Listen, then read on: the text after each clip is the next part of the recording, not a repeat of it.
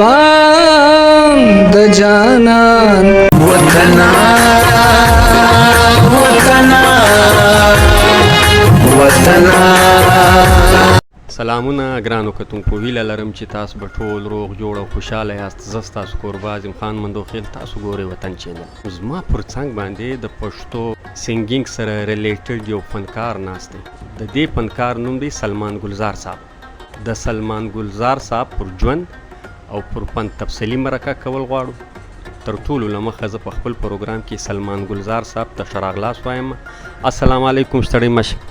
وعلیکم السلام عظیم خان صاحب، تاسو ډېر ډېر مننه، خوشحاله اوسئ او تاسو هم په خیر راغلی وئ. تاسو زما ځای ته راغلی او خپل قیمتي وخت ماته وبخو، نو تاسو ډېر زیاته مننه کوم، خوشحاله اوسئ. د شاهد عثمان صاحب په ډایرکشن کې او د اصغر چیمه په فلم سازۍ کې یو نوی فلم د کتونکو دپاره تیاروي چې دا فلم نوم دی قربان د جانان. قربان د جانان فلم یو وړوکې غوندې ګانا په سوشل میډیا باندې خوره سوې. د دې ګانې متعلق څه وایي؟ عظیم خان صاحب د شاهد عثمان صاحب چې کوم ډایرکشن فلمونه دي خو ډېر زبردست دي او دا موجوده چې کوم تاسو د غانا یادوي کوم ټایټل سانګ دغه فلم، نو دا فروغ زیب صاحب په خپل خوږ اواز کې زمزمه کړی دی، ډېر بهترین انداز سره د هغې خپل طرز هم دی او ډېر ښه کار کې لګیا دي او دغه شان فلمونه که معاشرې ته راشي او په ښه انداز سره زم چې د هغې موسیقي او د هغې چې کوم هغه خواري کوي او کم کلتور دی پښتنو هغه شو کوي، نو ډېر زیات لکه پښتو موسیقي به دغه به ډېر پرمختګ وکړي، ډېر ښه به لاړ شي، پښتو فلم ته به ډېر زیاته فایده وشي. اصغر چیمه صاحب په خپله یو مرکه کې دی دا خبره کوي چې زه د پښتو د فلم کم ټریکس دی کم حقس دی دا حقس چینجول غواړم، یعنی پښتنو ته داسې فلمان ورکول غواړم چې هغه فلمانو کې به د پښتانه د کلتور عکاسي وي. ته په دې حواله څه وایې؟ دا ډېره زیاته ضروري ده. کومې خبرې چې اصغر چیمه کړي او دا یقینا دا خبره باندې دوی عمل وکړي او دا وکړي، نو دا به ډېر زیاته بهتره وګرځي او د پښتو فلم به ډېر زیات کامیاب ترین یو دغه جوړ شي. او تر اوسه چې کوم فلمونه جوړېږي یا جوړ شوي دي زه هم چې هغه خو نه د داسې کتلو، ځکه چې کوم د پښتنو کلتور دی یا کوم طریقې کار دی هغه آینه نه ښیي چې هره کم د پښتون دوی بار بار ټوپک ښیي، فاشي خورئ، نو دغه شی چې ختم کړي نو لکه بالکل هغه دا چې کومې خبرې اصغر چیمه کوي یا نور داسې شان ډایرکټران کوي چې هره موږ به پښتو فلم کې داسې یو دغه راولو چې هره موږ به تبدیلي راولو، بدلون به راولو او د فلم دپاره به موږ لکه څنګه د پښتو کلتور دی سمه کومه طریقه ده کومه یو د هغې هغه نو هغه به پکې موږ عوامو ته داسې ښکاره کوو چې هغه د پښتون هغه کم شان و شوکت دی هغه ورته ښکاره کوو، نه چې ټوپک او نه دغه د قلم کار په کار دی او د پښتون باتوري په کار دی، د پښتون یو هغې یو تهذیب د هغې هغه چې کوم منظم قوم دی د هغې یو ښه رنګ ښودل په کار دنیا ته. اصغر چیمه یوه خبره بل هم کوي، پښتون بنیادي طور باندې زړه سواندی انسان وي. ته په دې حواله څه وایې؟ یقینا پښتانه خو داسې یو قوم دی چې ډېر زیات مینه ناک قوم دی او ډېر د اخلاص قوم دی، ډېر زیات اخلاص کوي، مینه کوي، د نفرت نه دی، د جنگ نه دی، خو بس الله دې رحم وکړي چې بس دا چې کوم جنگ د دوی سر ته جوړېږي خدای پاک دی د دې نه خلاص کړي او امن غواړي، امن پسند قوم دی. موږ چې څومره ګورو زموږ لکه دغه شان د شر فساد والا قوم نه دی، خو بس الله دې جنګونه دوی وساتي. قربان د جانا ټایټل سونګ که په خپل خواږه اواز کې زموږ کتونکو ته زمزمه کړي. د جانزیب لالا چې کوم زامن دي شاکر زیب صاحب، فروغ زیب صاحب، هغې د پښتو فلم لپاره ډېر غټ خدمات دي، ډېر غټ کار یې کړی دی او خپل کار ډېر ښه صحیح طریقې سره ترسره کوي. همدغه شان خدمت په کار دی، ښه طرزونه، ښه موسیقي هغې فلمونو ته کوي او دا ټایټل سونګ د فروغ زیب صاحب طرز زه هم کوشش کوم چې هره تاسو زمزمه کوم. دا ځواني او دا ښکلا دا څلور کونجه دنیا دا زما نازو ادا دا څلور کونجه دنیا دا جهان دا جهان دا جهان او زما ځان قربان د جانان قربان جانان قربان د جانان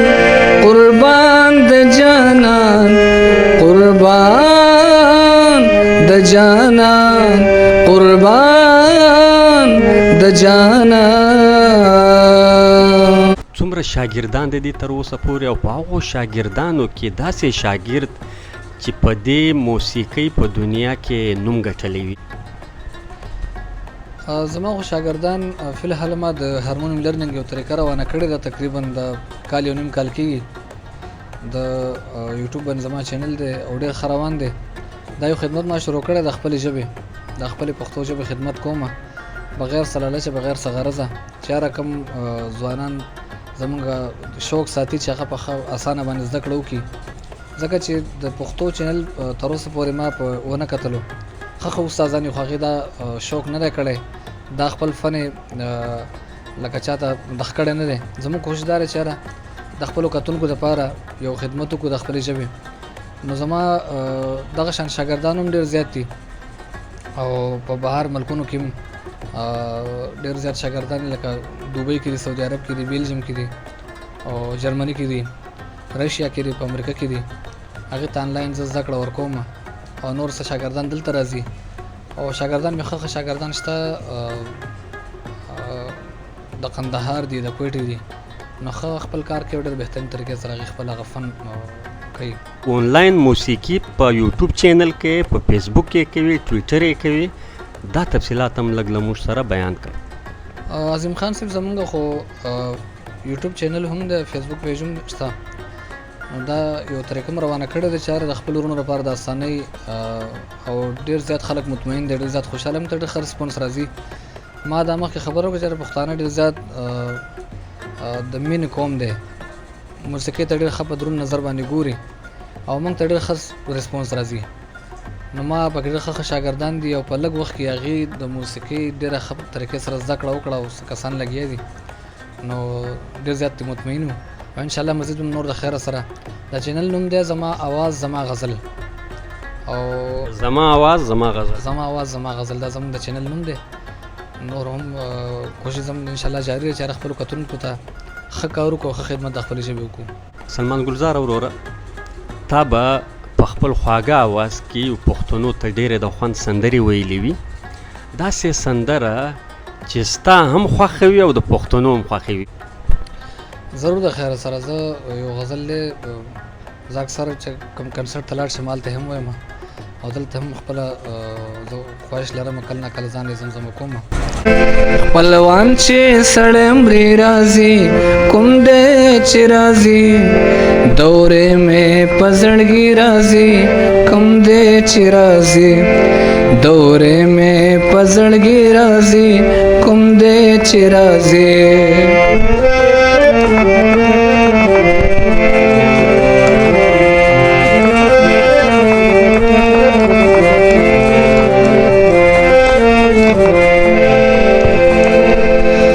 پما باندې کور د کشمالو د بوټو ډکړو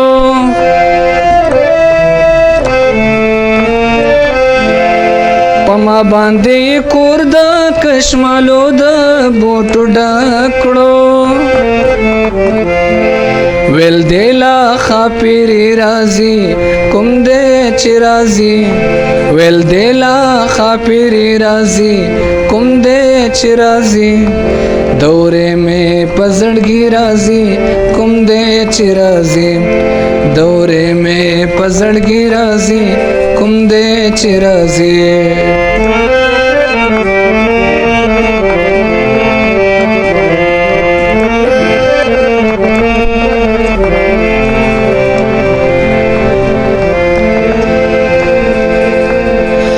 زمانہ خو چې یو غم لاړ شي بل را باندې راشي زمانہ خو چې یو غم لاړ شي بل را باندې راشي په غم پسې خادي راځي کوم دې چې راځي په غم پسې خادي راځي کوم دې چې راځي دورې مې په زړګي راځي کوم دی چې راځي دورې مې په زړګي راځي کوم دی چې راځي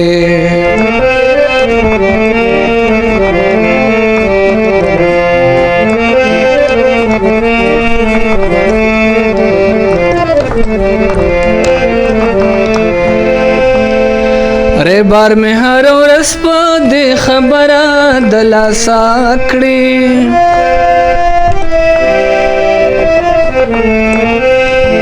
रे बार में हर ورځ په دې خبره د لاسا کړې بس وای چې راځي راځي کوم دې چې راځي بس وای چې راځي راځي کوم دې چې راځي دورې مې په زړګي راځي کوم دې چې راځي دورې مې په زړګي راځي کوم دې چې راځي دورې مې په زړګي راځي کوم دې چې راځي د کراچۍ په ښار کې استوګه کوي د کراچۍ په ښار کې خوشحالیانې ودونه خو کېږي تر پخوا کم سوي دي اوس پروګرامونه کېږي ته ځې او که نه ځې جی عظیم خان صاحب زه خو زم راځم پروګرامونو ته او ډېر ښه پروګرامونه جوړېږي خو هغه موجوده وخت کې هغه نه دي چې کوم مخکې کېدل څه د ملک حالات هم دغه شانې معیشت د وجې نه په دې باندې ډېر غټ اثر غورځېدلی دی نو مخکې به تقریبا هفته کې یو دوه درې څلور پروګرامونه کېدل ښه پروګرامونه په هغې باندې به ډېر زیاته ګزارش شوه چې کوم فنکاران دي هغې به ډېر زیات خوشحاله مطمئن به خو موجوده وخت کې هغه د حالاتو په وجه باندې د ډېرې ګرانۍ په وجه باندې هغه پروګرامونه ډېر زیات کم شوي دي نو د دې خاطر لکه پروګرامونه ډېر کم دي اوس د موسیقۍ په دې دنیا کې د تر اوسه پورې څومره وخت کېږي زه په سن 2000 کې موسیقۍ ته راغلی یم او تر اوسه پورې بس ژوند پکې روان دی له 2000 تر 2024 کې ته د موسیقۍ په دنیا کې د خپل فن مظاهره کوي تقریبا 24 کاله کېږي په دې 24 کاله کې د په دې دنیا کې په دې ډګر کې څه ستونزه او تکلیف څه حالات دغه شان په ملک کې راله د هغې د وجې نه د موسیقۍ باندې څه بندیزونه ولګېده یارې ترهې وې خلکو موسیقي نه شوه کولی نو تقریبا 15 کاله په هغې کې خراب شو او سره کور په بندۍ ویم دې وجې نه هغه زیاتره ټایم نه دی ورکړی شوی انشاءالله اوس کوشش دی خیر جاري دی په آخر کې که د وطن چینل مینوالو ته د څه پیغام په ذهن کې وي زه خو به دا ووایم چې یاره عظیم خان لګیارې خپلې هلې ځلې کوي د انټرټینمنټ دپاره چې یاره د چا څه ټایم پاس شي او دغه وشي لکه دا کم حالات چې روان دي هر سړی خفه دی پریشانه دی نو د سوشل میډیا په طور باندې عظیم خان صاحب خپل کوشش او محنت دا شروع کړی چې د چا په خوله باندې خندا راشي د چا مخ باندې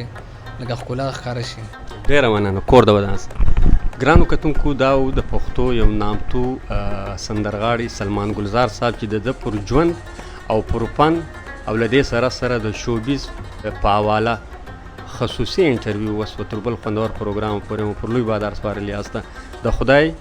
په امان